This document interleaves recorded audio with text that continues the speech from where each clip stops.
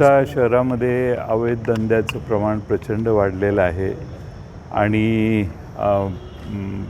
या अवैध धंद्याच्या विरोधात पोलिसांनी कडक कारवाई करावी हा आग्रही विनंती आणि मागणी करण्यासाठी आष्ट्याचे नगराध्यक्ष, आष्ट्याचे सर्व नेते आणि नगरसेवक आज जिल्हा पोलीस अधीक्षकांना भेटायला आलेले. आष्टा शहरामध्ये ड्रग्सचं एवढं प्रमाण वाढलेलं आहे की सगळी तरुण पिढी त्या विळख्यात जखडायला लागलेली आहे आणि म्हणून हे प्रमाण बंद झालं पाहिजे.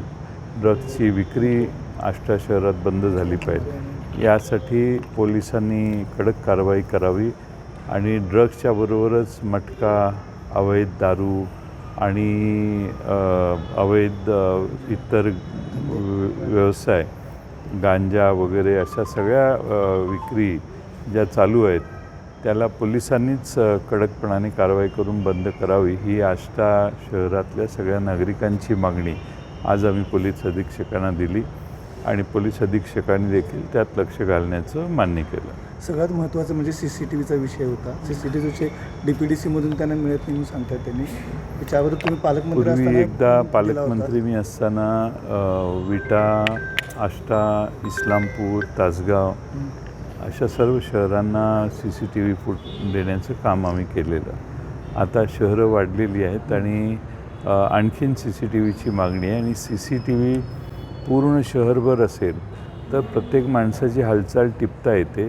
कारण ह्या ड्रग्सचा व्यवसाय करणारे हे शहरात त्यांचा जो सुळसुळाट आहे तोही त्या CCTV फुटेजच्या फुटेजमध्ये पकडू शकतो आपण असं आम्हाला वाटतं आणि म्हणून आमची ही मागणी आहे की जिल्ह्याचे पालकमंत्री यांनी देखील DPDCतून CCTV सर्व शहरांना लवकरात लवकर पुरवावेत. संपूर्ण राज्यातच कायदा व सुव्यवस्था बिघडल्याची स्थिती आहे.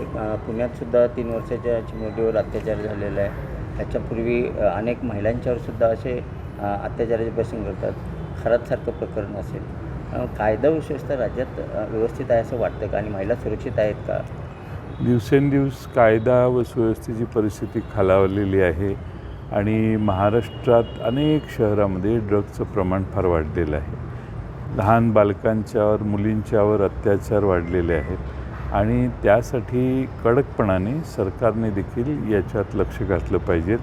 आणि मला असं वाटतं की विधानसभेत अनेक वेळा आम्ही ह्या मुद्दे मांडले, सरकारचं लक्ष वेधण्याचा प्रयत्न केला, पण प्रतिसाद नाही किंवा त्याच्यावर अंमल होत नाही आणि सगळ्या गुन्हेगारांना आपल्यावर कोणीही अंकुश ठेवणारं नाही याचा आत्मविश्वास एवढा बळावलेला आहे की सर्रास सर्व काही चाललं.